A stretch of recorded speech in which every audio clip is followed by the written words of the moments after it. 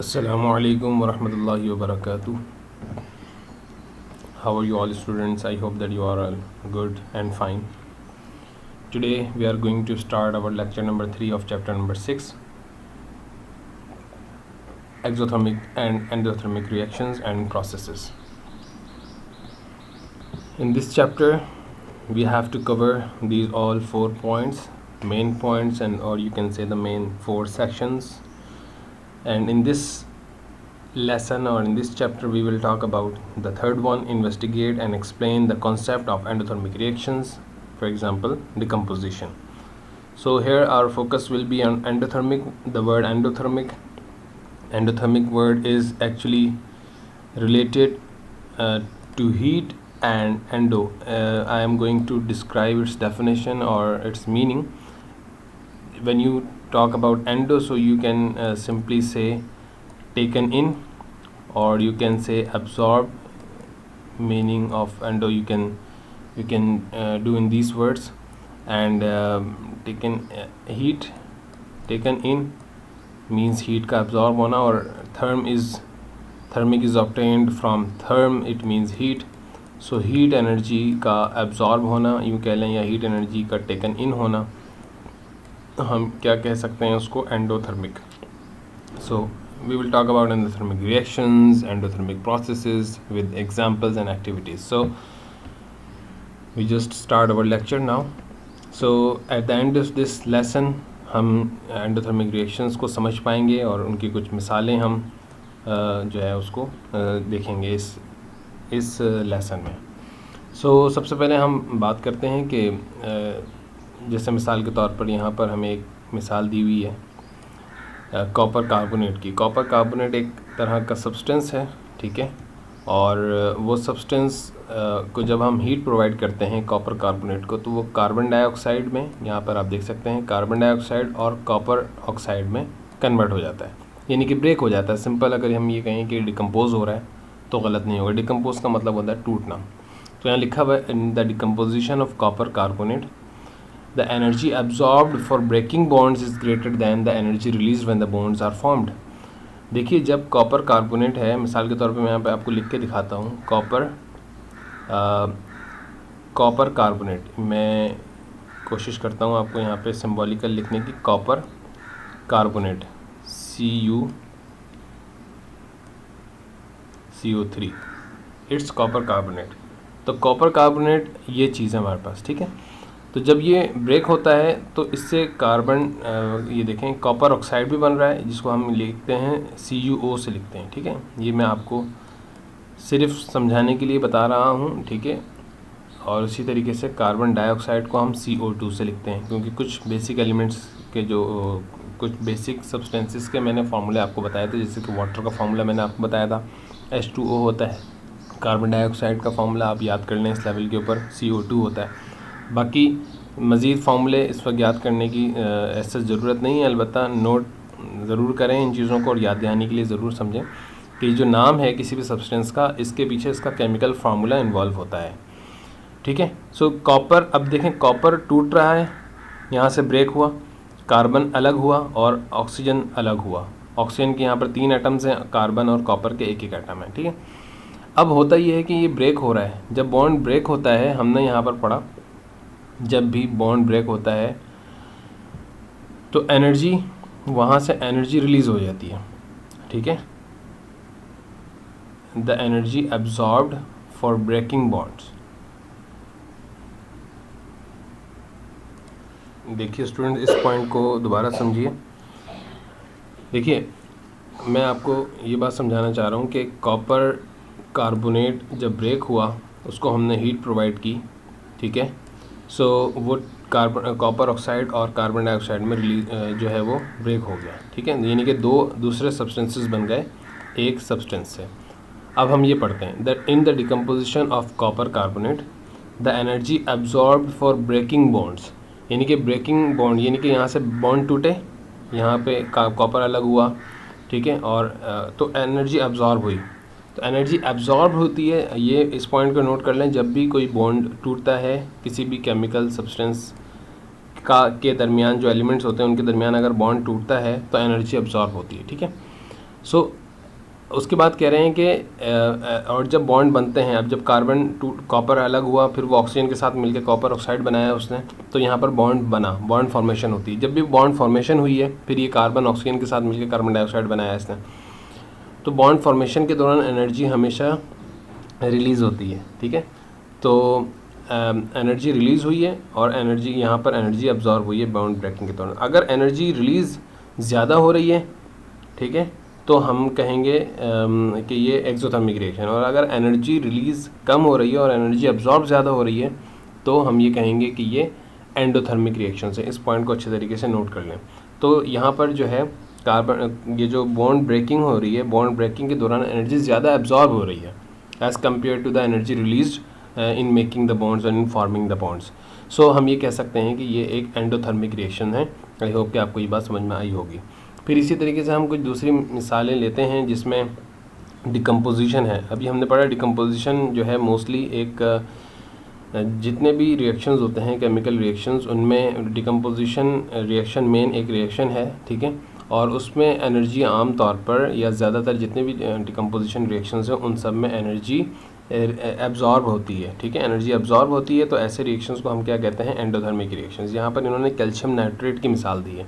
So calcium nitrate break हुआ, ठीक है, तो कैल्शियम नाइट्रेट ने मिलकर जो है और कैल्शियम ऑक्साइड बना लिया, और नाइट्रेट का जो मेन कंपाउंड था वो ऑक्सीजन के साथ मिलके नाइट्रोजन डाइऑक्साइड बना लिया। तो इसका मतलब ये हुआ कि कैल्शियम नाइट्रेट को जब आपने हीट प्रोवाइड की, ठीक है, तो ऐसी सूरत में वो कैल्शियम ऑक्साइड और नाइट्रोजन डाइऑक्साइड में ब्रेक हो गया और साथ ही ऑक्सीजन गैस भी रिलीज़ हो गई। ऑक्सीजन नाइट्रेट के अंदर ऑक्सीजन भी शामिल होती है, तो ऑक्सीजन गैस भी यहाँ पर हमारी यहाँ पर रिलीज़ हो गई, ठीक है।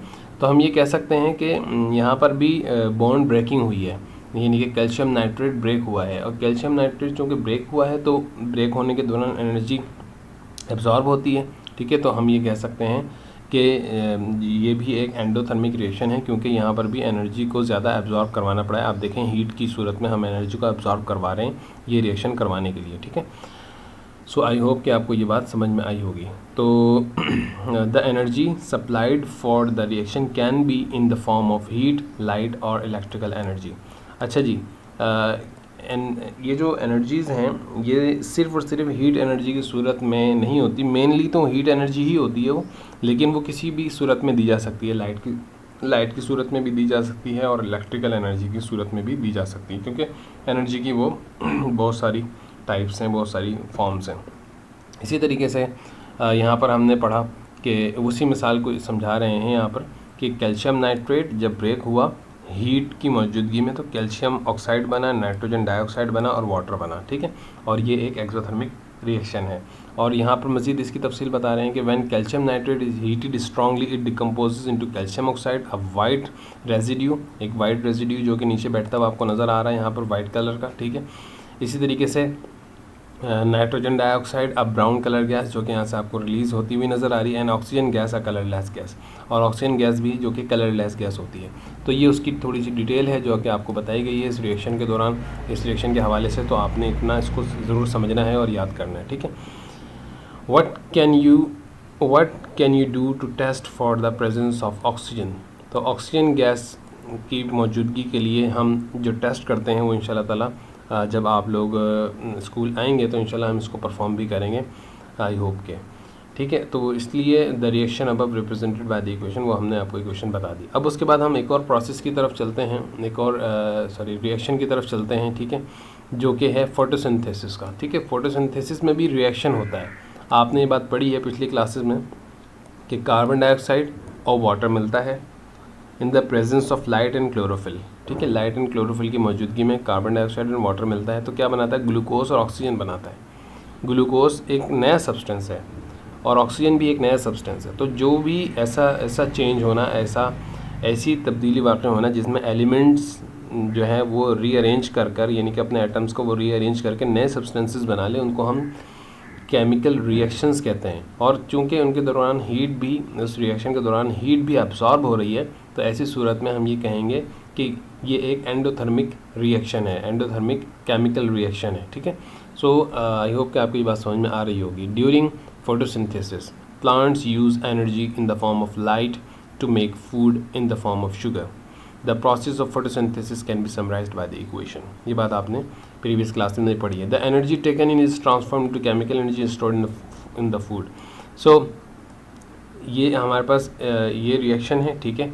तो हमसे कह रहे हैं what process releases energy stored in the food, is this process endothermic और एक्सोथर्मिक। सो ये जो प्रोसेस फूड के हवाले से पूछ रहे हैं, इसे हम अभी बाद में डिस्कस करते हैं। पहले इस चीज़ को हम समझ लें कि फोटोसिंथेसिस का जो रिएक्शन होता है ये भी एक एंडोथर्मिक रिएक्शन है, क्योंकि इसके होने के दौरान भी हीट एब्जॉर्ब होती है, ज़्यादा हीट एब्जॉर्ब होती है, ठीक है।